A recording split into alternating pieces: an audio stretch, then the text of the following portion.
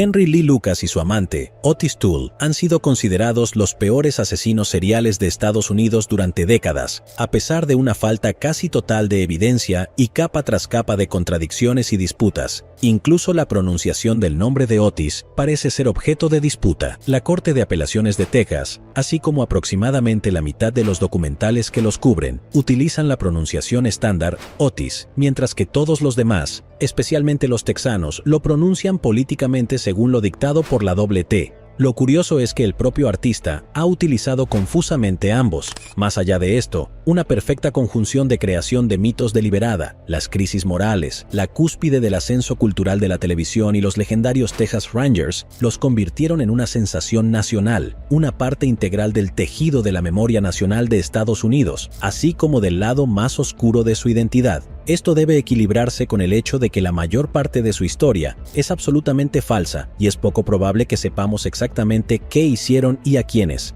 Con un poco de suerte, esto no será demasiado problema. Según mi criterio, la obsesión perversa con la necrofilia, el canibalismo y la pornografía incestuosa a la que esta historia a menudo se reduce, no es realmente el evento principal. De lo que esta historia trata realmente es de una espantosa injusticia perpetrada por algunas secciones de las fuerzas del orden y expuesta por los valientes esfuerzos de las familias de las víctimas, otras secciones de las fuerzas del orden y el chivo expiatorio favorito de la era moderna, los medios de comunicación de masas. Todo ocurrió a principios de los años 80.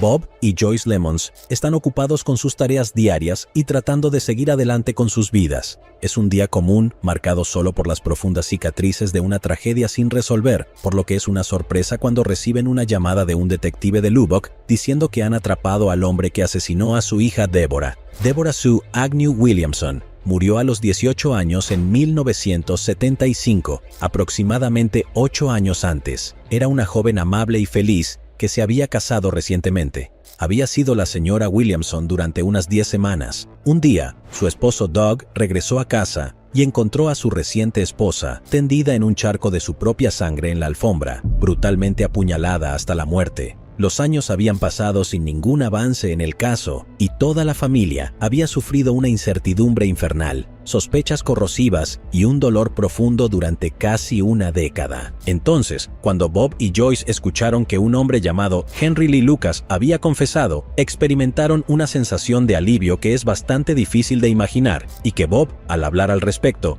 no intentó describir. Obviamente, se dirigieron directamente a la estación para escuchar la confesión grabada de este personaje llamado Henry. En este punto, su alivio y su sensación de que su calvario por fin podría terminar les es arrebatado cruelmente. Lucas había confesado haber entrado a una casa blanca, pero la casa de Deborah era verde. Él describió haber ingresado por la puerta del patio. Esa puerta en particular había sido sellada y afirmó haberla apuñalado hasta la muerte en el dormitorio, pero su cuerpo claramente fue encontrado donde fue asesinada, en el garaje. Plantearon sus preocupaciones al Ranger de Texas, Bob Prince, quien estuvo de acuerdo en que Lucas tenía muchos asesinatos en su haber y había confesado otros crímenes que contenían detalles que solo el asesino podría conocer. Según él, no valía la pena preocuparse por unos pequeños detalles insignificantes cuando todo se podía explicar por la gran cantidad de asesinatos que había cometido. Básicamente, se creía a Lucas porque recordaba muchos detalles de otros asesinatos y también porque no recordaba los detalles de Deborah. Insatisfechos, los Lemons comenzaron su propia investigación rastreando los movimientos de Henry Lucas con un enfoque revolucionario conocido en ese entonces como trabajo policial elemental. Posteriormente, encontraron a la media hermana de Henry en Maryland, quien dijo que lo había echado de su casa por abusar sexualmente de sus nietos. Confirmó lamentablemente, según el informe, que Henry estaba viviendo con ella en Maryland, a más de 2.500 kilómetros de distancia de Lubbock en el momento del asesinato. Los Lemons regresaron al Ranger Prince y les dijeron que podían abandonar la estación por su propia voluntad o por la fuerza. No sé si Prince había leído algo de Franz Kafka hasta ese momento, pero esto podría haber sido sacado directamente de las páginas de El Juicio. La hermana menor de Deborah todavía está investigando el asesinato hasta el día de hoy. Un sospechoso estrella, Henry Lee Lucas, y a su lado su compinche Otis Toole, quien confesó con entusiasmo 600 asesinatos, desencadenando uno de los errores judiciales más espectaculares en la historia moderna de Estados Unidos. El 11 de julio de 1983, la policía de Stoneburg, Texas, arrestó a un vagabundo sin dinero llamado Henry Lee Lucas en relación con la desaparición de dos mujeres, Kate Rich, de 82 años, y Frida Becky Powell, de 15. Les faltaba evidencia para retenerlo, pero pudieron mantenerlo bajo custodia por un cargo de posesión de armas. Lucas era un delincuente condenado que había cumplido 10 años por matar a su propia madre y se le prohibía poseer armas de fuego. En su audiencia del 21 de julio, Lucas admitió los asesinatos de Rich y Powell y luego murmuró: ¿qué vamos a hacer con las otras 100 mujeres que maté? Hubo un momento de silencio atónito antes de que el tribunal confirmara que, de hecho, estaba confesando otros 100 asesinatos. Esta fue una audiencia pública en una sala llena de reporteros que no perdieron tiempo en difundir la historia lejos y amplio, de modo que así nació la leyenda de Henry Lucas, más grande que Elvis, y como el asesino en serie más prolífico de Estados Unidos. Cuando Lucas levantó la mano por tantos asesinatos, el sheriff Jim Boutwell, en ese momento un legendario agente de la ley y ex-ranger de Texas, decidió llamar a su antigua unidad, los Texas Rangers, uno de los cuerpos de policía más antiguos y famosos de Estados Unidos, que se remonta al momento en que Texas se separó de México a principios del siglo XIX. Inicialmente, eran una milicia ciudadana encargada de asegurar la frontera contra los ataques de nativos americanos y mexicanos. Durante la Guerra Civil estadounidense, se unieron al ejército confederado bajo el famoso coronel Terry, y luego, después de que Texas fuera readmitido en la Unión, volvieron a ser guardias fronterizos y oficiales de paz. Para 1901, la frontera básicamente había desaparecido y el batallón fronterizo, como se les conocía en ese momento, se disolvió. Las nuevas leyes convirtieron a los Rangers exclusivamente en oficiales de paz. A lo largo de los años, durante la Primera Guerra Mundial, la Ley Seca, la Revolución Mexicana y el auge del petróleo, los Rangers disminuyeron drásticamente. Superados por las presiones del mundo moderno, tuvieron un renacimiento en 1935, cuando se creó el Departamento de Seguridad Pública de Texas. Este departamento absorbió a los Rangers restantes, aumentó su número y poder, y por primera vez los puso a trabajar exclusivamente como una fuerza policial estatal. Como podemos ver en su historia legendaria, los Rangers son parte de la historia de Estados Unidos, del viejo oeste y especialmente de Texas. Su estado inusual y a menudo ambiguo, así como sus orígenes como milicia fronteriza, han marcado profundamente su cultura y la forma en que operan hasta el día de hoy. En resumen, los Texas Rangers eran una legendaria fuerza policial que colaboraba con un legendario agente de la ley, y nadie tenía dudas de que unir un equipo de trabajo con estos materiales resolvería rápidamente el caso de lo que hizo Lucas. Pegado como lapa, Otis también se había estado metiendo en todo esto durante todos estos años. Aproximadamente una semana después del incidente de los 100 más, Lucas preguntó si se le permitiría enviar una carta a Otis para ver si estaría bien confesar una serie de asesinatos que habían cometido juntos. Se lo permitieron y tuvo una conversación telefónica con los Rangers y otros agentes del orden, escuchando y supervisando la llamada. Según uno de los Rangers presentes, aprovecharon al máximo esta llamada, discutieron sus crímenes pasados y se jactaron el uno al otro tratando de parecer más duros. Estaba claro que había alguna tensión no resuelta entre los dos, con Otis diciendo: ¿recuerdas cuando bebí la sangre para ver cómo sabía un hombre? Incluso bromeó hasta con Henry por negarse a comer la carne de una de sus víctimas cuando la cocinaron con salsa barbacoa. Henry respondió de inmediato diciendo que solo se negó porque no le gustaba la salsa barbacoa, y siguió presumiendo de cuántas mujeres había violado. Después de esta llamada telefónica, Otis Toole comenzó a hablar también, respaldando las declaraciones hechas por Henry, confesando independientemente asesinatos y aprovechando sus privilegios en prisión y la atención de los medios. Especialmente, Otis confesó el asesinato de Adam Walsh, de 6 años. Dijo que agarró a Adam en un estacionamiento de Sears, lo violó durante varias horas en un par de sesiones, y luego, cuando Adam comenzó a exigir que lo llevaran a casa, lo decapitó con un machete. De hecho, afirmó haber conducido con la cabeza de Adam en el asiento trasero durante semanas, olvidándose de ella hasta que la encontró y la arrojó a un canal. La cabeza de Adam fue encontrada en dicho canal, y su padre, John Walsh, todavía cree firmemente que Otis Toole cometió el asesinato. Lo notable de esto es que el dolor y el trauma del señor Walsh le dieron un sentido de misión que lo llevó a crear el exitoso programa de televisión los más buscados de América, una sensación televisiva que ayudó a capturar a más de 1000 criminales de los que hemos hablado antes. No es posible decir si Otis Toole mató al joven Adam o no. El caso era comprensiblemente de alto perfil y había estado abierto durante algún tiempo antes de que Otis confesara. Y está claro para mí, después de ver horas de sus entrevistas, que se puede confiar muy poco en casi cualquier cosa que Otis diga, especialmente porque contradice casi todo lo que ha dicho, a veces hasta en una misma frase. Inicialmente, Otis se mostraba reacio a hablar sobre sus crímenes, pero una vez que se enteró de que Lucas estaba llevando a los oficiales a recorridos guiados por las escenas del crimen, comenzó a relajarse y por fin admitió la friolera de 109 asesinatos. Todo comenzó de manera bastante humilde con el grupo de trabajo liderado por el sheriff Boutwell y el ranger de Texas Robert Prince, coordinando un centro telefónico. Llamarían a oficiales de jurisdicciones donde Lucas afirmaba haber matado a alguien y facilitaron entrevistas con investigadores de esas áreas. Como dije antes, algunas de estas afirmaciones fueron investigadas adecuadamente y se descartaron de inmediato. Los asesinatos de Kate Rich y Becky Powell eran convincentes, sin importar lo que los comentaristas posteriores pudieran decir. Lucas conocía los horarios, lugares, fechas y zonas de desecho. Tenía sus pertenencias y las de las víctimas que había desechado, de modo que pudo ayudar a la policía a recuperarlas. Solo mucho más tarde, cuando el castillo de naipes se estaba derrumbando y Lucas estaba haciendo su intento de evitar la pena de muerte, él y su defensa pusieron en duda estas condenas. En ese momento, también había una mujer conocida como Calcetines Naranjas, debido a la única prenda de ropa que llevaba cuando se encontró su cuerpo. Desde entonces, ha sido identificada como Debra Jackson, y ahora hay ciertas dudas sobre si Lucas realmente cometió este asesinato, a pesar de que fue el caso por el cual fue condenado a muerte. Mientras tanto, Lucas confesaba cada vez más y más asesinatos. De hecho, no pasó mucho tiempo antes de que el tipo se volviera famoso. Aparecía en boletines de noticias nocturnos y se le describía rutinariamente como el peor asesino en serie de Estados Unidos.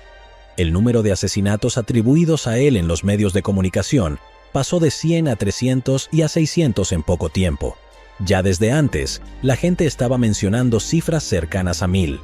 Lucas había alcanzado el estatus de superestrella, con medios de comunicación locales y nacionales solicitando grabaciones de sus entrevistas o estar presentes en algunas de ellas, mientras bañaban al sheriff Boutwell y al ranger Prince en la cálida gloria de la celebridad. Como el propio Lucas dijo en una de sus muchas entrevistas grabadas, «Soy más grande que Elvis». Muy pronto, cientos de oficiales iban a reunirse con Henry, con el grupo de trabajo actuando como sus escoltas y chóferes y controlando el acceso a su estrella sospechosa. Hay bastantes metrajes famosos que muestran a los Rangers sentados con Lucas, riendo y bromeando. En una palabra y en un infame vídeo, los Rangers están sentados en una mesa con su prisionero, quien no está esposado, bromeando sobre cómo deben haber perdido las esposas y frivolizando al respecto. Todos buenos amigos haciendo la obra del Señor. Los periodistas notaron que Lucas podía deambular libremente por la prisión y las estaciones de policía, a menudo abriendo puertas con cerraduras electrónicas al ingresar los códigos que obviamente los Rangers le habían dado. Cuando salían a las escenas de los crímenes, invariablemente, se detenían en restaurantes de comida rápida de camino y de regreso. Al asesino le gustaban especialmente los batidos de fresa, y hasta compraban hamburguesas y cenas con bistec para su prisionero. Lucas se deleitaba con esto. Había nacido en una choza de 4 habitaciones en Virginia. Pasó la mayor parte de su infancia durmiendo en un gallinero y nunca había estado tan bien en su vida. Orgullosamente mostraba a periodistas y oficiales visitantes las pilas de cartones de cigarrillos y se jactaba de que nunca había comido tantas comidas calientes en toda su vida, al menos como lo hizo en una semana bajo el cuidado del grupo de trabajo. También expresó que tenía más dinero para gastar de lo que nunca había tenido antes y describió al sheriff Boutwell como un padre para mí y al ranger Prince como mi hermano. En una ocasión, Lucas admitió el asesinato de un oficial de policía cuya muerte había sido declarada como suicidio. Como resultado, a la viuda se le concedió una reclamación de seguro de vida que, de lo contrario, le habría sido negada. Los Rangers celebraron esto reservando un restaurante y supuestamente gastaron $3,000 en alcohol y prostitutas, aparentemente con su prisionero presente. Es importante señalar aquí que, Aunque esto parece fatal, no está completamente sin justificación. Hay mucho que decir sobre mantener contento a un informante, y establecer una buena relación con ellos es el estándar de oro de las técnicas de interrogación. No es tan increíble que Lucas tuviera estos sentimientos hacia sus captores, especialmente si eran interrogadores hábiles, y no es tan inusual que los oficiales, después de un periodo prolongado de tiempo, comiencen a hacerse realmente amigos de algún sospechoso de interrogación, especialmente uno tan cooperativo y fácil de complacer como Lucas. Según como lo contaba el propio Lucas, él y Otis salían en largos viajes por carretera buscando personas o lugares para robar. En el camino, recogían autoestopistas, mujeres para Lucas y hombres para Toole. Lucas dijo que prefería matar a las mujeres rápidamente, ya que prefería tener relaciones sexuales con cuerpos muertos. Literalmente declaró: "Una mujer viva no significa nada para mí". Lucas dijo esto en una de las muchas ocasiones en que explicó su preferencia por la necrofilia. Según ellos, generalmente violaban a sus víctimas antes de matarlas, ya sea por estrangulamiento, apuñalamiento, golpes o disparos. Luego, tenían relaciones sexuales con los cadáveres antes de mutilarlos y deshacerse de los cuerpos. Cuando se vieron obligados a abandonar la casa de la madre de Otis, donde compartían una habitación, se llevaron a los sobrinos de Otis, Frank y Becky con ellos, y continuaron cometiendo crímenes sexuales y asesinatos frente a los niños. A veces también cometían robos, ya sea atracos o asaltos a mano armada, matando a sus víctimas para eliminar testigos. Lucas confesó que cuando descubrió que Otis también tenía una inclinación por matar, lo entrenó en cómo variar su modus operandi. Esto comentó textualmente al respecto: "Otis estaba matando personas de la misma manera, con la misma arma cada vez". Luego explicó que le enseñó a Otis a mezclarlo todo, para evitar que la policía en diferentes estados relacionara los delitos entre sí, asumiendo incorrectamente que las fuerzas del orden locales y estatales estaban bien coordinadas entre jurisdicciones. Curiosamente, Otis menciona esta pequeña táctica de oficio como si fuera su propia idea, sermoneando a los periodistas y a los interrogadores policiales, mientras impartía un auténtico curso de asesinato. Quienquiera que haya tenido la idea original, esto, a los ojos de la policía, explicaba los diferentes modos de asesinato en cientos de víctimas, lo cual en cualquier otra circunstancia sugeriría fuertemente que habían sido asesinados por personas completamente diferentes. De todos modos, en algún momento durante su racha de años, fueron reclutados por un culto satánico. El culto quería usarlos como sicarios y les dieron varios meses de entrenamiento para convertirse, en palabras de Lucas, en máquinas de matar para Satanás. A veces, se les asignaba encontrar niños para ser sacrificados en rituales o se les instruía para violar y matar personas con el fin de difundir el mal en el mundo. Otras veces se les enviaba para eliminar amenazas para el culto o personas que el culto consideraba demasiado divinas o propensas a difundir el bien en la sociedad. Aparentemente, estos trabajos eran bien remunerados, con algunos asesinatos reportando hasta $10,000. Aparentemente, todo esto llegó a su fin cuando Becky y Lucas se enamoraron y huyeron juntos, abandonando a Otis. Cuando le preguntaron sobre él durante una entrevista, Otis respondió: "Henry era una persona a la que solía amar, pero ese amor se convirtió en odio. Si lo viera ahora, me gustaría meterle un bate de béisbol directamente en la boca, bien adentro.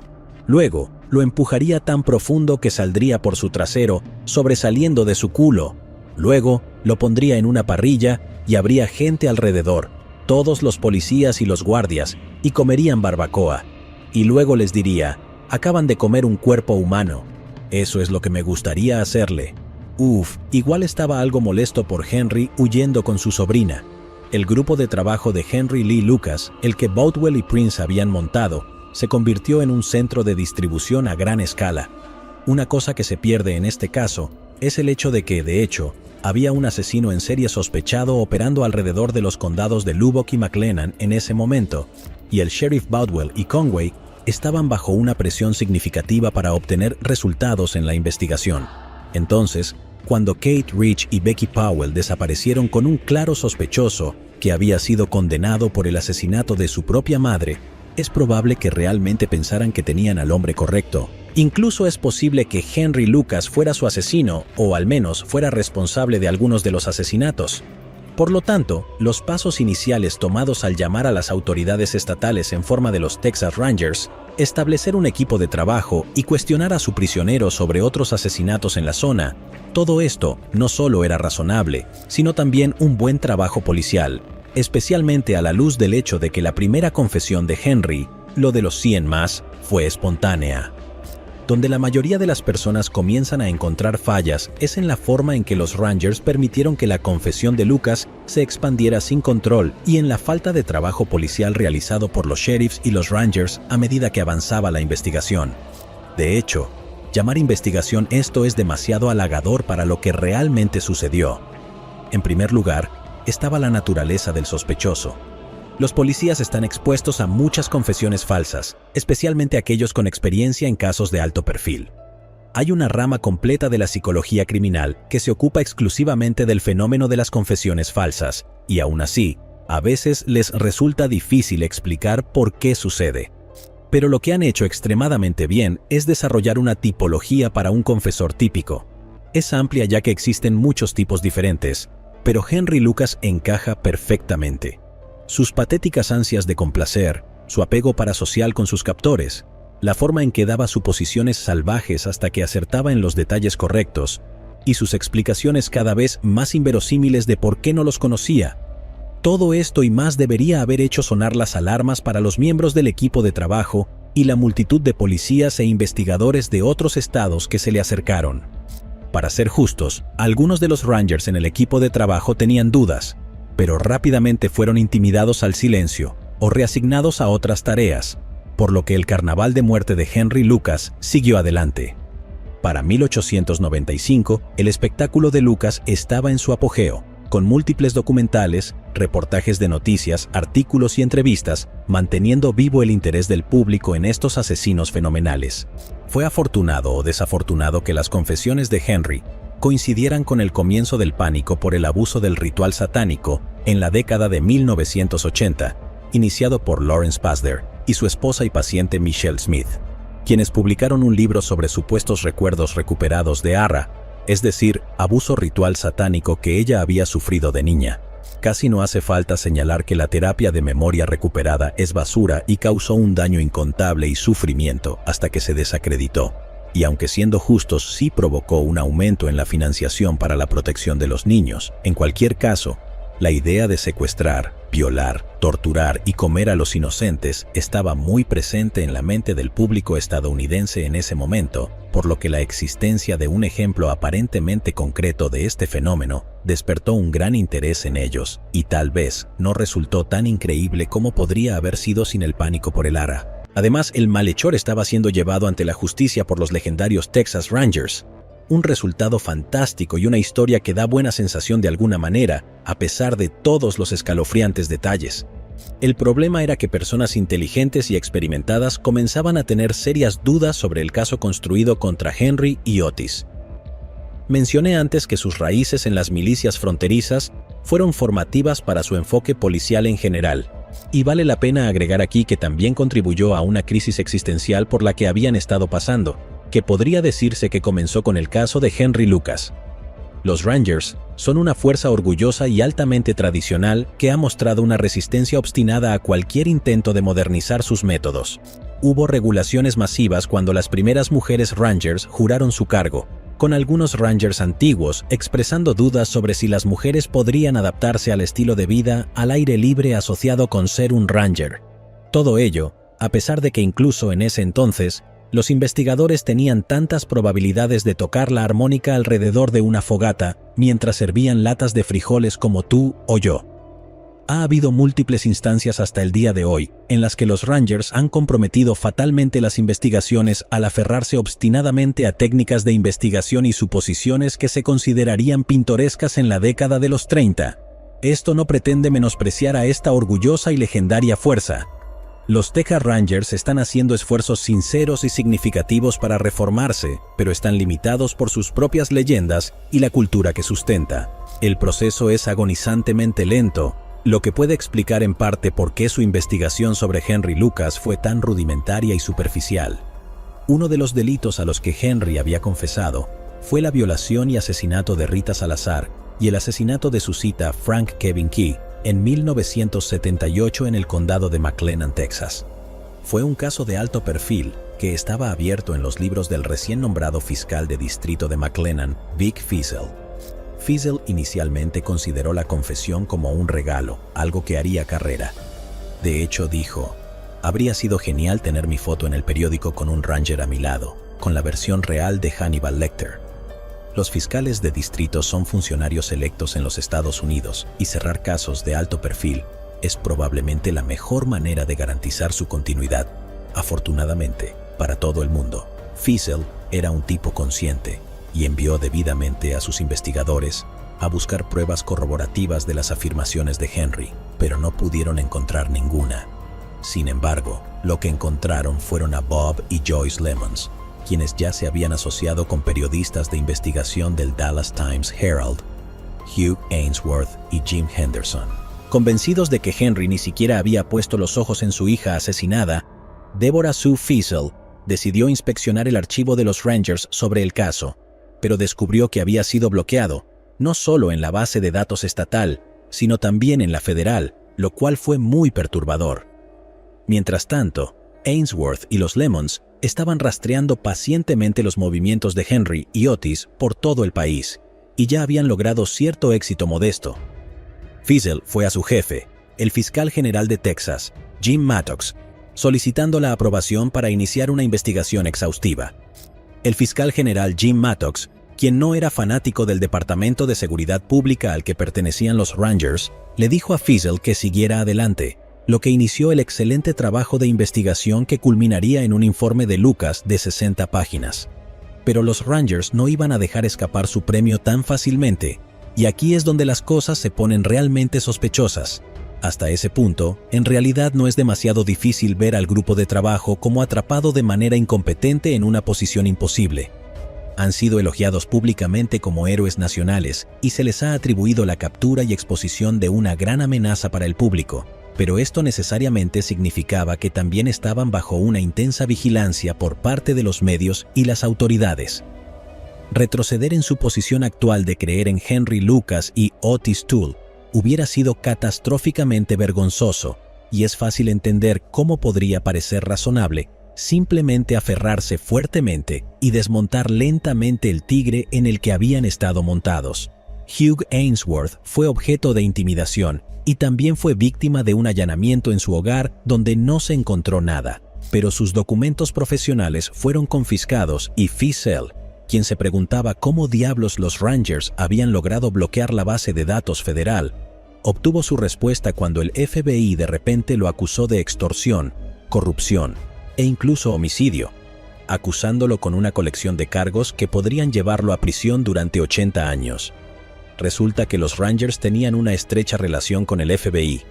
James B. Adams, entonces director del Departamento de Seguridad Pública, la organización matriz que dirigía a los Rangers, había sido anteriormente el segundo al mando del FBI y había sido acusado, entre otras cosas, de formar parte de una operación para intentar chantajear a Martin Luther King Jr. para que abandonara su vida pública o se suicidara. Adams insistió en que todo esto fue obra de su jefe J. Edgar Hoover. La investigación de Feazell desató una enemistad a muerte entre Adams y Feazell, y Adams utilizó todos los trucos del libro para silenciar al joven fiscal. Los testigos que habían declarado contra Feazell resultó que habían sido presionados por el IRS o el Departamento de Justicia, o ambos, y más tarde se descubrió que la compañía Bellow, propietaria de la estación de televisión WFAA y rival del Dallas Times Herald, el diario Dallas Morning News, estaba coludiendo con Adams para ayudar a difamar a Feazell, lo que explicaba por qué un importante locutor de Dallas estaba dispuesto a publicar historias sobre Feazell que eran notoriamente falsas y obvias. Incluso mientras él estaba enfrentando efectivamente un juicio por su vida, fue difamado públicamente por los Rangers y el FBI, quienes aprovecharon cada oportunidad para presentarlo ante las cámaras de noticias de WFAA. Investigadores intrépidos reunieron minuciosamente la cronología más exacta posible de los movimientos de Henry y Otis, verificando e incorporando el trabajo previo realizado por Ainsworth Henderson y la familia Lemons. Lo que reveló esto fue que era físicamente imposible que hubieran cometido muchos de los asesinatos que afirmaban y altamente improbable que hubieran hecho el resto. Había un puñado de asesinatos reclamados por Otis y Henry, respectivamente, donde de hecho estaban en prisión en esos momentos. Durante el período en el que afirmaban haber cometido los asesinatos en frente de Becky y Frank, los registros escolares muestran que estaban presentes en la escuela a cientos o miles de kilómetros de distancia. Durante un periodo en 1979, cuando los Rangers tenían a la pareja cometiendo 46 asesinatos en 16 estados, Henry cobró 43 cheques semanales en el mismo supermercado Buy Right en Jacksonville, Florida, y el dueño de la tienda testificó haber visto a Henry y Becky personalmente en numerosas ocasiones. La política de la tienda también prohibía a los empleados cobrar cheques para personas que no reconocieran personalmente, una política que los investigadores vieron que se aplicaba rigurosamente cuando visitaron la tienda, lo que significa que Henry al menos debió haber estado allí. Además, la empresa para la que trabajaban los tenía registrados prácticamente a tiempo completo durante todo el período, lo que significa que Henry y Otis, incluso si se hubieran escapado del trabajo, debieron haber estado corriendo por todo el país como moscas azules. Y además de todo esto, una vez que Henry perdió su trabajo en Jacksonville, se mantenía vendiendo chatarra a diversas plantas de reciclaje de metal en la zona, una de las cuales había conservado recibos detallados de ventas y testificó que Henry y Becky aparecían frecuentemente en persona para realizar sus ventas, incluso recordaban e identificaban correctamente su vehículo debido a la frecuencia con la que veían a la pareja. Esto plantea la pregunta, si estaban cobrando todas esas tarifas de asesino a sueldo de $10,000, ¿por qué Henry aún necesitaba vender chatarra para sobrevivir? En la oficina de Feazell le dieron a Henry el apodo de Rocketman, porque concluyeron que debió haber estado viajando en un cohete para cometer todos esos asesinatos en todos esos lugares. Jim Henderson del Dallas Times Herald comentó que no podría haber cometido todos los asesinatos a menos que hubiera estado atado a la punta de un misil guiado. Los Rangers, que realmente no se molestaron en verificar nada de esto, lo explicaron todo acusando al capataz de fraude en la facturación, una práctica en la que los empleados no se van a casa, pero el contratista principal sigue facturando por su trabajo, que luego es reembolsado por el capataz. Descartaron los registros escolares, las ventas de chatarra y todo lo demás diciendo que cualquiera podría haber estado allí cobrando cheques y vendiendo cobre y cosas por el estilo. Pero no solo eran registros documentales. Feazell, Ainsworth y los Lemons habían rastreado a los familiares y asociados de Henry y asociados, ninguno de los cuales quería volver a verlo, a menos que tuvieran la oportunidad de hacerle daño. Y dieron una imagen de su paradero día a día, lo cual lo tenía básicamente con una coartada durante todas las semanas, a excepción de unas pocas aquí y allá. Básicamente, cualquiera que estuviera realmente interesado en resolver el caso, habría cerrado todo en ese momento y habría realizado una auditoría exhaustiva y, lo más importante, habría reabierto los casos que sus confesiones habían cerrado, ya que por cada uno de estos casos había un posible asesino que había quedado impune. Lo que hicieron los Rangers, en cambio, fue ignorar a los Lemons y a cualquiera que tuviera dudas, intimidar y acosar a los reporteros del Dallas Times Herald e intentar inculpar a Vic Feazell. En 1985, el fallecido y grandioso Dallas Times Herald publicó sus hallazgos de investigación, abriendo 2 latas, una de gusanos y la otra de upas, del equipo de investigación de Henry Lee Lucas. Desafortunadamente, el periódico Herald había cerrado, pero pude encontrar una copia de archivo en la Wayback Machine y es absolutamente devastador. Sorprendentemente, sin embargo, no fue un golpe mortal para el mito de los asesinos mefistofélicos que ocultan su astucia infernal detrás de fachadas de campechanía sureña. La historia apenas causó un revuelo, pero sí impulsó la investigación de Jim Mattox y el fiscal Feazell, y en 1986 se publicó el informe Lucas. Este contenía un resumen de la cronología detallada de Henry Lee y, en menor medida, de Otis Toole, cruzado con los asesinatos a los que habían confesado. Es obvio a simple vista, al echar un vistazo rápido a sus columnas mecanografiadas con orden, que la gran mayoría de estos asesinatos no solo no podrían haber sido cometidos por estos dos, sino que era muy improbable que estuvieran relacionados. Los patrones de munición variaban en un grado preocupante, y los perfiles de las víctimas se distribuían ampliamente en cuanto a edad, sexo y variaciones raciales en MO. Y el perfil de las víctimas no es concluyente, por supuesto, pero incluso las investigaciones más minuciosas deberían haber sido impulsadas por esto para hacer algunas preguntas básicas. Resultó que el archivo de la fuerza de trabajo básicamente no contenía más que registros de entrevistas, documentos de trabajo y sinopsis, y un registro escaso de confesiones que consistía en el nombre de la víctima, la fecha y el lugar, y si el crimen se atribuía a Henry o Otis o a ambos. Una investigación más profunda reveló aún más agujeros en el caso contra Henry y Otis. Henry había comenzado a proporcionar dibujos de los lugares donde arrojaba los cuerpos de las víctimas y podía proporcionar niveles inusuales de detalles, incluso el color de los ojos, lo cual debería haber sido una señal de alerta por sí solo. Resulta que varios investigadores le habían estado dando información de los archivos del caso de diferentes maneras. En algunos casos, era obvio que los interrogadores pacientemente hacían las mismas preguntas una y otra vez, hasta que una de las conjeturas salvajes de Henry acertaba, después de lo cual le proporcionaban un dato de información y luego repetían el proceso. Estas confesiones eran grabadas y utilizadas como evidencia, pero se editaban en gran medida, excluyendo la confusión y la inexactitud de Henry, y se presentaban versiones modificadas ante el tribunal. En otras ocasiones, los miembros de la fuerza de trabajo compartían secretamente detalles clave de un crimen con Henry antes de una entrevista para evitar contaminar las pruebas, pero no parecen haber respaldado esto con ninguna supervisión ni control de ningún tipo, lo cual probablemente no sea sorprendente dado lo que ellos mismos estaban haciendo. Otis, que era menos famoso y recibió un trato ligeramente menos estelar, pasó por un proceso similar, haciendo conjeturas salvajes sobre los asesinatos y las escenas del crimen hasta que dio con la respuesta correcta.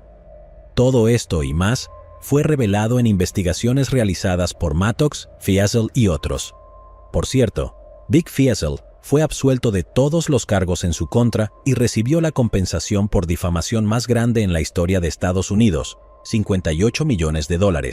Esto fue contra el canal de noticias WFA, que ayudó al director del Departamento de Servicios Públicos. Posteriormente, se convirtió en el abogado de Henry Lucas por un tiempo y ahora ejerce en práctica privada y, comprensiblemente, tejerá cuentos salvajes de corrupción gubernamental en todos los niveles a cualquiera que lo escuche. Sus escritos y entrevistas de podcast sobre el caso Lucas son excelentes. Sin embargo, no quiero dar la impresión de que está loco, pero definitivamente parece resentido y ¿quién puede culparlo por eso? Lo que siguió fue un poco de catástrofe para los Texas Rangers. En público y en círculos se vieron afectaron directamente. Tenían tanto huevo en la cara como una granja entera de gallinas. Curiosamente, no hubo muchas consecuencias concretas para este monumental desastre. Hay algunas razones para esto, y vale la pena revisarlas. En primer lugar, el grupo de trabajo se apresuró a señalar que en realidad no se les asignó la tarea de investigar la gran mayoría de los delitos que el perico confesó, y tienen razón. En la mayoría de estos casos, técnicamente, la responsabilidad recayó en las jurisdicciones individuales que investigaban cada delito. Esta es una de las razones por las que los archivos del grupo de trabajo eran tan escasos. El grupo de trabajo insistía en que Boutwell y Prince existían simplemente para facilitar su acceso a Henry Lee Lucas, y cualquier error cometido en el proceso de obtener información de este acceso no debería atribuirse a ellos. Esto es parcialmente cierto. Si los policías de Maryland, Virginia, California y otros lugares vienen a interrogar a un sospechoso y luego lo acusan de delitos que él ha confesado, ¿en qué momento entran los Texas Rangers en escena? Desde un punto de vista estrictamente legal, el argumento es bastante irrefutable. Claro, como personas razonables, sabemos que tienen el deber de cuidado y diligencia como una agencia estatal de aplicación de la ley. Es obvio que este idiota, obviamente trastornado que confiesa todos los crímenes que se le ponen delante, debería haber sido examinado o incluso interrogado adecuadamente al menos una o dos veces. El grupo de trabajo prácticamente anunció a Henry Lee como una forma ingeniosa de resolver casos y mejorar las estadísticas para cualquier fuerza policial, dispuesta a creer en la ficción del grupo de trabajo de que Henry Lucas y Otis Toole eran demonios de Satanás, fingiendo ser vagabundos de poca inteligencia. pero dentro de la definición estricta de las tareas y competencias del grupo de trabajo, que fueron esbozadas apresuradamente en detalle justo después de que todo se derrumbara, en realidad no habían hecho nada criminal que pudiera ser fácilmente demostrado. Había muy pocas razones para demostrarlo. Cerca de 100 fuerzas policiales y agencias de investigación estaban implicadas en lo que, en el mejor de los casos, era una incompetencia asombrosa y, en el peor de los casos, una corrupción pasmosa. La confianza del público en todo el sistema de justicia estadounidense estaba en juego. Una idea que no era tan recomendable entonces como lo es hoy. Y había poderosos intereses a favor de simplemente barrer todo esto bajo la alfombra y soportar la ridiculización mientras tanto. Y luego estaba el hecho algo increíble, de que la ridiculización en realidad no era tan mala después de todo, increíblemente. Incluso con todas las pruebas reveladas por personas que habían apostado sus medios de vida y futuros para hacerlo público, existía una insistencia obstinada en creer en las confesiones de todos modos. El mito creado por el grupo de trabajo había resonado tan poderosamente con el público estadounidense que hasta el día de hoy hay numerosas fuentes, algunas lamentablemente bastante autorizadas, que jurarán ciegamente que Henry Lucas y Otis Toole eran todo lo que afirmaban ser. Si esto parece increíble, solo ve a la mitad de la primera página de Google y verás resultados que aún les atribuyen a estos dos ser los asesinos en serie más prolíficos de Estados Unidos, presentando sus confesiones obviamente fabricadas como hechos. Estos sitios son alarmantemente numerosos y espero completamente ver a algunas personas en los comentarios maldiciendo mi nombre y el de otros, insistiendo enérgicamente que Henry Lucas y Otis Toole hicieron todo lo que afirmaron haber hecho. Es importante hacer aquí un comentario rápido sobre la conspiración. La mayoría de los periodistas, incluidos los realizadores de la reciente serie documental de Netflix The Confession Killer, están de acuerdo en que en realidad no hubo una conspiración concertada para alentar a Henry y Otis a hacer confesiones falsas. No fueron coaccionados especialmente, y la primera confesión no fue solicitada. La impresión fuerte aquí es que, hasta cierto punto, todos los involucrados inicialmente pensaron que estaban haciendo lo correcto. La relación amistosa con los sospechosos se puede explicar a través de técnicas de interrogación. La provisión de detalles del expediente policial claramente se racionalizó como una ayuda para un sospechoso que no podía recordar todos los detalles de sus cientos de crímenes. Y había personas dentro y fuera del grupo de trabajo que cuestionaron o descartaron confesiones como resultado de un buen trabajo policial. Al final, solo se obtuvieron 11 condenas por asesinato, así como una sentencia de muerte para Henry Lucas, y parecía bastante claro que los asesinatos de los que Otis fue condenado fueron realmente cometidos por él. Donde todo salió mal fue cuando el grupo de trabajo perdió el control del objetivo de la empresa y luego intentó encubrirlo bajo escrutinio. Lo que intento decir aquí es que sí, definitivamente hubo conductas indebidas, pero realmente no parece que nadie haya planeado hacerlo desde el principio. Por supuesto, muchas personas, incluyendo a Vic Feazell, no están de acuerdo, y todo lo que puedo decir al respecto es que no estoy lo suficientemente seguro de la opinión mayoritaria de que esto fue un error que se fue acumulando en lugar de un plan oscuro desde el principio para descartar lo que dicen, especialmente porque está claro que, en el intento de silenciar a sus críticos, se puso en marcha una conspiración completa digna de Hollywood, sobornando al Departamento de Justicia y al Servicio de Impuestos Internos en un intento de encarcelar a un funcionario público y silenciar cualquier voz escéptica. Volviendo al mundo antiguo, la pregunta de qué constituía o no la historia era en su mayor parte un tema inexplorado, principalmente porque las reglas de la historia tal como las practicamos hoy aún se estaban formando. El problema era que la inmensa totalidad del pasado y el presente no podía ser registrada, ni siquiera es realmente posible hoy en día, pero había desacuerdo sobre cómo seleccionar lo que debía ser presentado o enfatizado para crear un relato histórico. Uno de los conceptos que Libby y otros propusieron fue la dignidad de la historia. La idea básica era que, dado que la historia era un asunto refinado, principalmente preocupado por grandes asuntos de Estado, reyes y generales y cosas por el estilo, había un montón de cosas relacionadas con la vida cotidiana común que simplemente no importaban lo suficiente como para manchar la historia. Es por eso que conocemos el itinerario exacto de Julio César la mañana de su muerte, pero no cómo funcionaba o siquiera existía la red de microcréditos que sustentaba todo el sistema de mercado romano. Sé que parecen estar a 1.000.000 de kilómetros de distancia de un par de presuntos asesinos en serie en la América de los 80, pero es un problema relevante para cualquier persona que intente investigar sus vidas y acciones. El hecho es que Henry Lee Lucas y Otis Toole existieron en un mundo que se oscurece por el hecho de que aún se considera por debajo de la dignidad de la historia. Lo pondría de otra manera: toda la empresa de la historia no es adecuada para capturar la vida de los más pobres, principalmente debido a los débiles ecos de la antigua superioridad que aún persiguen a la historiografía hasta cierto punto hasta el día de hoy. Incluso con el escrutinio al que se sometieron sus vidas después de comenzar a intercambiar confesiones por cenas y cigarrillos, aún es difícil encontrar fuentes de buena calidad sobre sus vidas y acciones, lo que significa que una vez más, tengo que hacer una nota sobre mis fuentes. Una proporción preocupante de los relatos de sus primeras vidas se basa únicamente en el testimonio personal de dos mentirosos probados, Henry y Otis.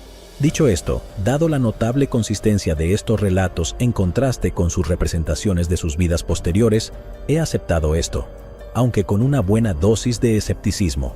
También he hecho uso del informe Lucas, una cronología minuciosa compilada por Mattox y el fiscal Fiesel, principalmente debido al alcance y las reglas de esa investigación, donde se propusieron establecer una clasificación de tipos de evidencia, o como cualquier buen investigador o analista de inteligencia debería hacer, priorizando los registros documentales, luego los testimonios de primera mano, y luego todas las demás fuentes secundarias y terciarias. También he utilizado la opinión judicial completa en la apelación de Henry Lee Lucas y el estado de Texas, el informe de apelación de Lee, que contiene una gran cantidad de pruebas primarias, así como actualizaciones y resúmenes de las diversas investigaciones realizadas hasta 1989, incluyendo los de Mattox y Fiesel.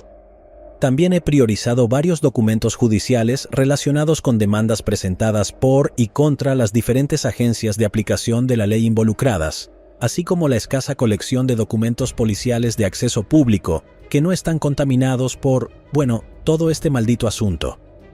Más allá de esto, hay una cantidad considerable de periodismo de investigación, comenzando con la exposición inicial de Sterling en el Dallas Times Herald, y una variedad de otras fuentes, incluyendo Time, Vox, AP, y así sucesivamente.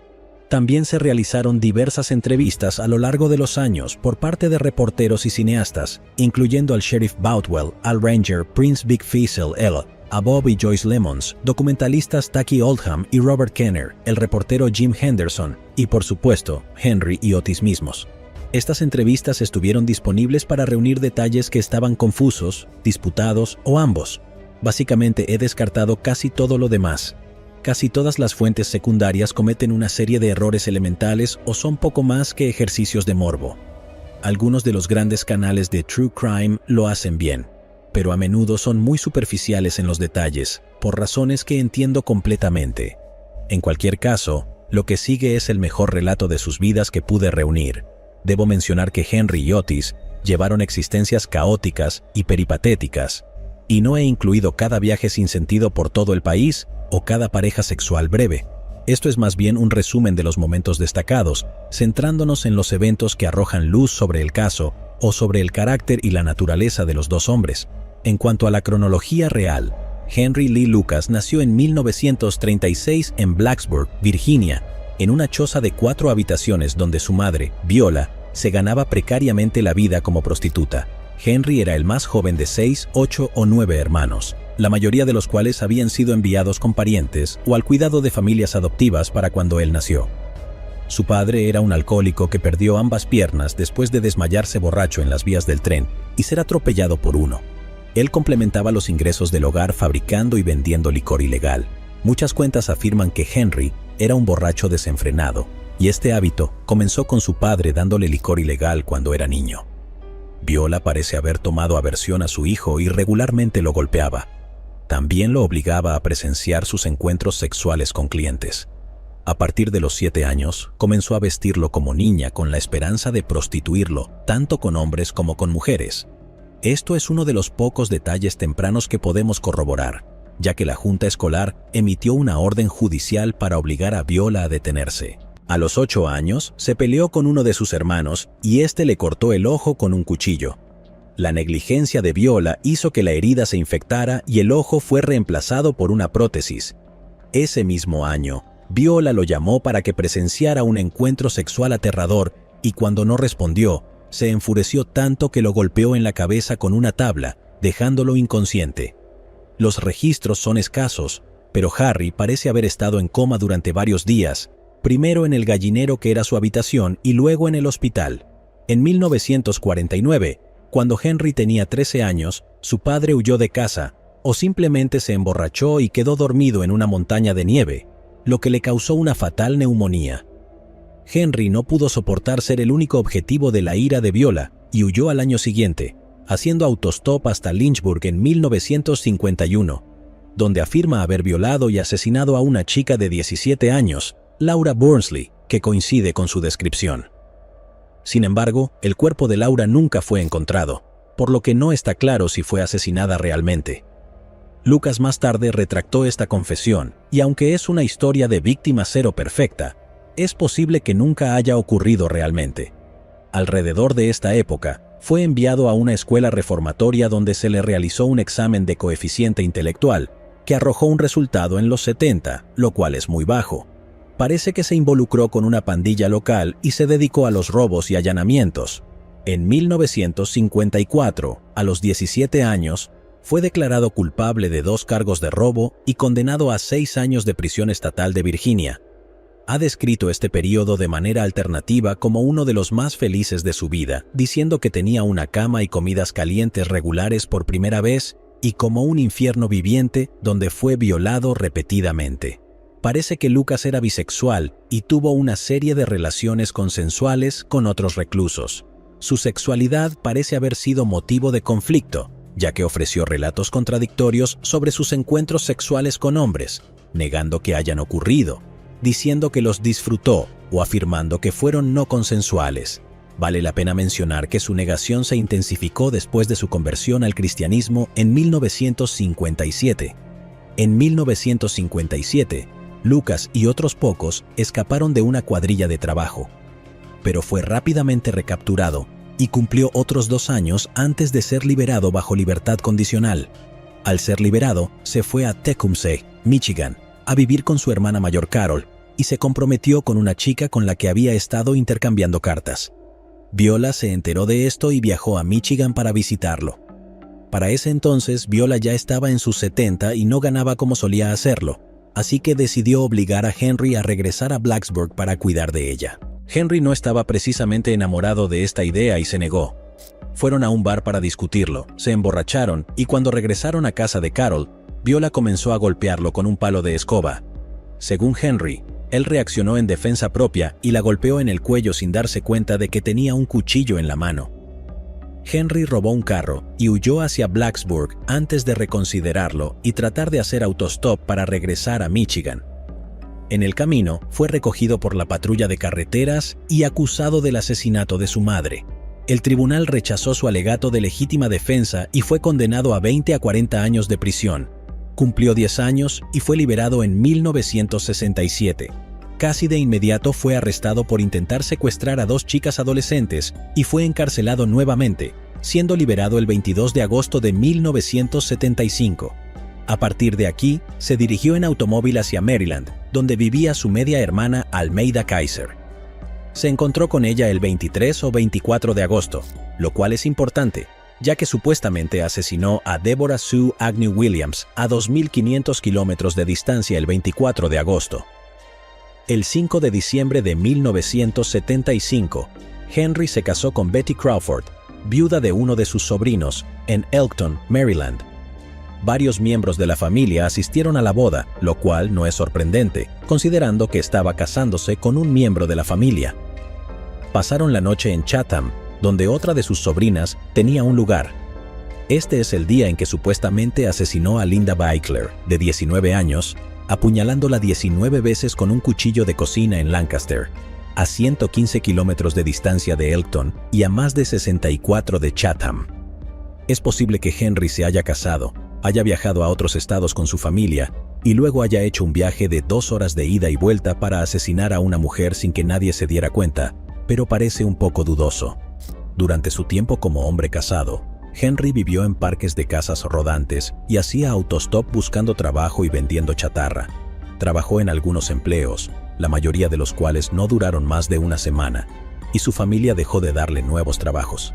Viajó, pero no tanto como afirmaba.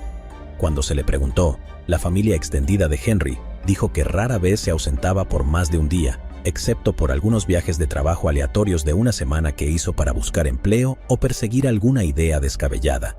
Esto es importante, ya que el patrón de vida descrito por sus convivientes no coincide de ninguna manera con el descrito en sus confesiones. Sin embargo, este periodo relativamente estable no duró mucho, ya que Henry comenzó a abusar sexualmente de sus hijastras preadolescentes. Justo antes de casarse con Betty, su media hermana Almeida vio sangre en su ropa interior y lo confrontó al respecto.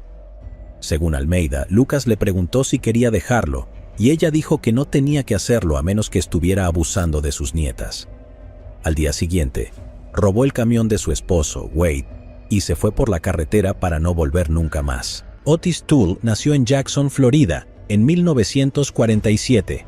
Sus padres eran alcohólicos abusivos, y parece que desde muy joven Otis fue obligado a participar en actividades sexuales con parientes y amigos de la familia. También afirma que fue agredido sexualmente por su hermana mayor antes de los 10 años, y que se dio cuenta de que era gay alrededor de los 12, y se convirtió en un prostituto masculino a los 14 años. Otis dijo que su abuela era una satanista que lo involucraba en rituales satánicos, lo cual es bastante dudoso. También cuenta una historia de ser vestido como una niña por su madre y ser prostituido con amigos de la familia. No era infrecuente en la mitad del siglo XX y en algunas partes de Estados Unidos que los padres vistieran a los niños varones como niñas, y Hemingway es probablemente el ejemplo más famoso. En Estados Unidos, la ropa diferenciada por género se volvió la norma alrededor de 1920, pero había regiones del país que estaban muy atrasadas. Con Lucas y posiblemente Toole parece haber un motivo sexual, pero este es uno de los muchos casos en los que la historia de un hombre puede estar mezclándose con la de otros. En el caso de Lucas, hay evidencia fotográfica de él vestido con un vestido y rizos, pero no hay evidencia similar con Toole. Es posible, sin embargo, que estos dos hayan establecido una conexión debido a historias de vida muy similares, y que todo sea cierto. Ciertamente se verificó en las investigaciones de Feazell que tanto Toole como Lucas fueron objeto de negligencia y abuso horribles, y parece indiscutible que Otis fue abusado sexualmente durante su juventud. En cualquier caso, Otis llevó una vida errante, vagando por el suroeste de Estados Unidos pidiendo dinero y ofreciendo su cuerpo. Afirma haber matado a un vendedor ambulante que le propuso sexo atropellándolo con su auto a los 14 años.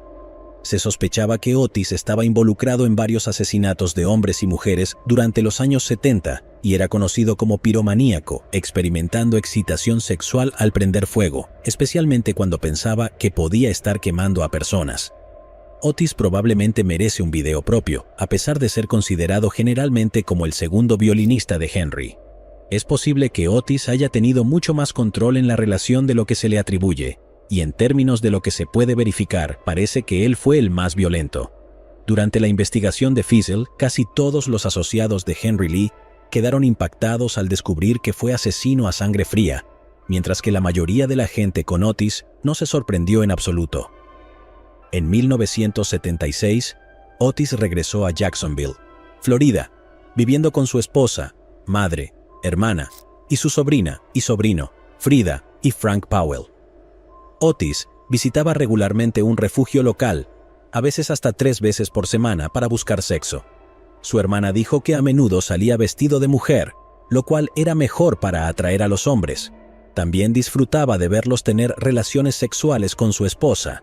Ella informó que él no podía tener relaciones con una mujer a menos que supiera que podía tener a un hombre. No estuvo mucho tiempo con ella, pero esto no le molestaba a Otis, ya que también disfrutaba viendo a hombres tener relaciones sexuales con su hermana y ocasionalmente con su sobrina preadolescente. Hay versiones contradictorias sobre cuándo Henry y Otis realmente se conocieron, ya que ambos hombres cambiaron significativamente la fecha del encuentro, presumiblemente para evitar conflictos con sus falsas confesiones. Los investigadores dicen que no pudieron haberse conocido hasta 1977. Según Sarah Pierce, hermana de Otis, Henry comenzó a aparecer por primera vez en la primavera de 1977. Ella dijo que la mayoría de los hombres que Otis llevaba se quedaban 1 o 2 días, aprovechándose de la cerveza, la comida y los cigarrillos, y luego se iban. Sin embargo, Henry fue diferente, ya que se quedó. Henry había negado haber tenido sexo con Otis, pero varias personas que vivieron en la casa reportaron que después de una semana Henry se mudó al cuarto de Otis de manera más o menos permanente. Lucas también había desarrollado un vínculo cercano con la sobrina de Otis, Frieda, a quien le gustaba llamar Becky por razones desconocidas. Según Lucas, él y Becky tuvieron relaciones sexuales por primera vez cuando ella tenía 12 años, después de hacerse cosquillas en la cama. Durante gran parte de 1979, ambos hombres trabajaron en la base naval aérea de Florida como obreros para Southeast Color Code, una de las muchas empresas propiedad de los hermanos Reeb, a quienes Otis había conocido durante años. Cada semana, Otis, Henry y Becky iban al supermercado Buy Right para cobrar sus cheques de pago y también para comprar alimentos con frecuencia. Alrededor de 1980, Lucas dejó de trabajar para Color Code y comenzaron a vender metal reciclado a Commercial Metals. Aquellos que mantuvieron registros informaron haber visto a Henry y Becky más de una vez por semana, con él o Becky firmando personalmente los recibos de venta. En mayo de 1981 murió la madre de Otis y se vieron obligados a abandonar su casa. Los registros documentados muestran que estuvieron ausentes durante aproximadamente 3 semanas. Luego fueron a Houston y luego a Del Río, donde vendieron su automóvil antes de subirse a los trenes de carga hacia Tucson, Arizona. En este punto, afirmaron que los niños se habían vuelto enfermizos e irritables, por lo que regresaron a Houston en tren antes de hacer autostop de regreso a Jacksonville. No está claro si los niños estaban con ellos.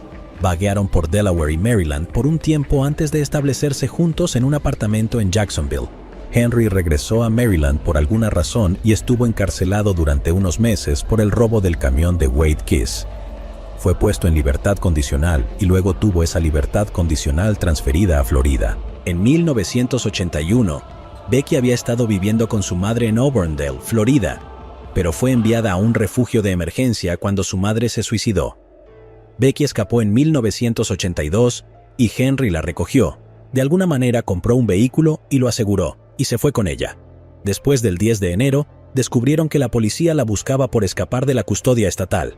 Aquí es donde Otis y Henry se separaron, con Otis quedándose en Jacksonville y enfadado porque Henry se fue con su sobrina. Otis y su esposa fueron a California en busca de trabajo.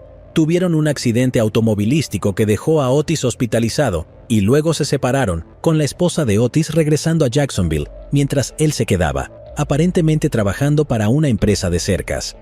Durante todo este periodo, supuestamente estuvieron matando a docenas de personas en varios estados. Henry y Becky también se dirigieron a California, donde se instalaron en la propiedad de Kate Rich, una mujer de 82 años. Trabajaron para la señora Rich durante un tiempo como cuidadores y empleados para diversos trabajos, pero la familia de Kate sospechaba de Henry y la convencieron de despedirlos.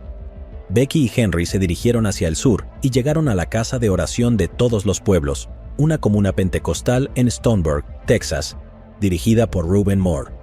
Reuben era del negocio de techado y, como miembro fundador de la comuna, se dedicaba a salvar almas. Cuando Becky y Henry llegaron, afirmaron estar casados. Reuben le dio a Henry un trabajo de techado, y él y Becky se quedaron en la comuna. Henry dice que fue de lo más feliz aquí, tenía trabajo y se llevaba bien con Reuben y la mayoría de los demás.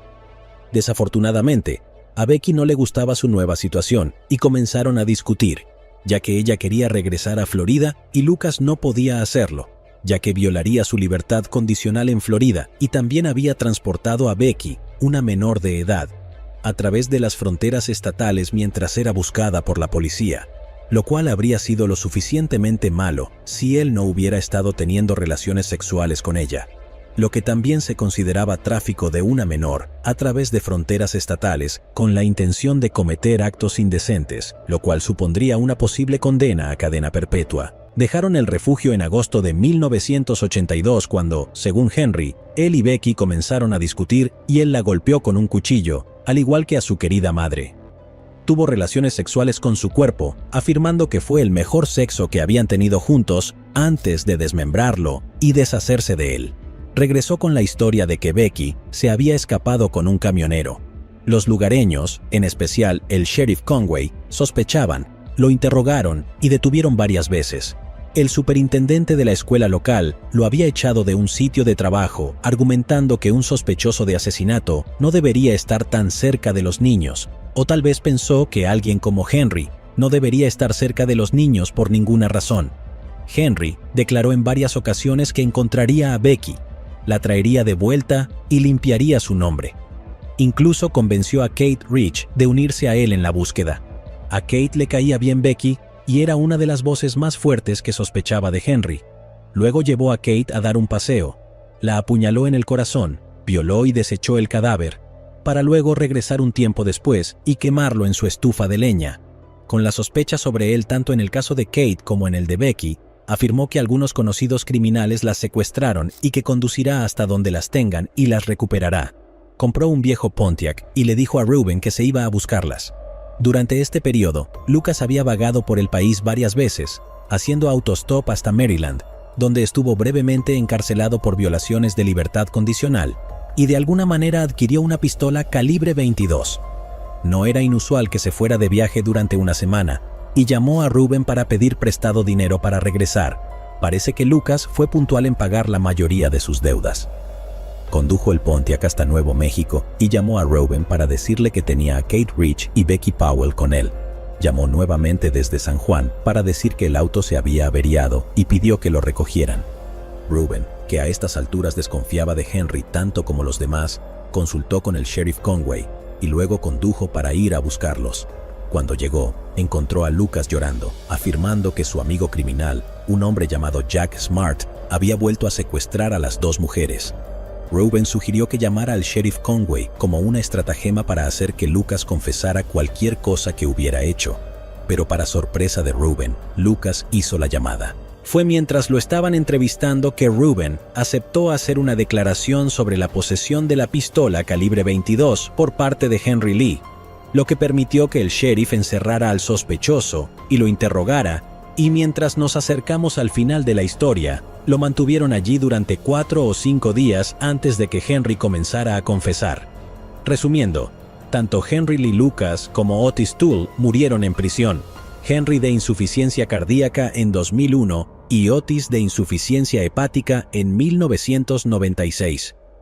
Henry fue condenado por 11 asesinatos y, según sabemos, podría haber cometido algunos más.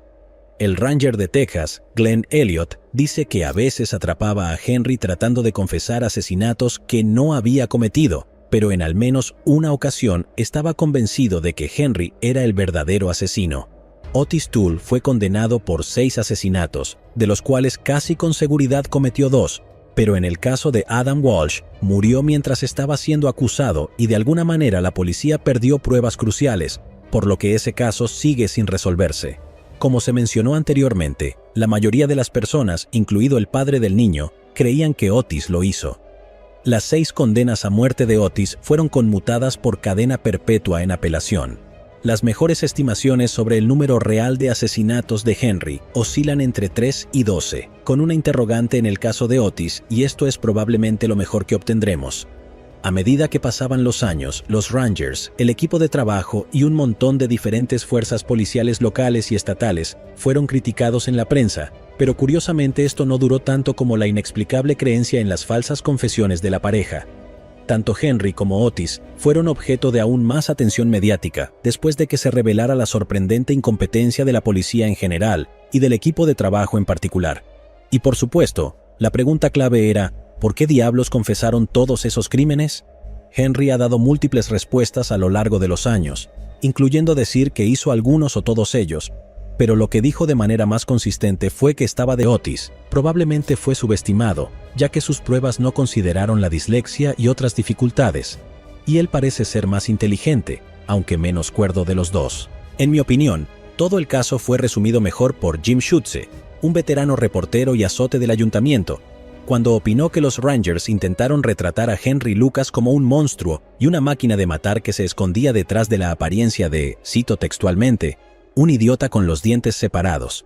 Y solo cuando ciudadanos comunes, algunos periodistas y un fiscal de mentalidad elevada decidieron investigar el caso, la verdad salió a la luz.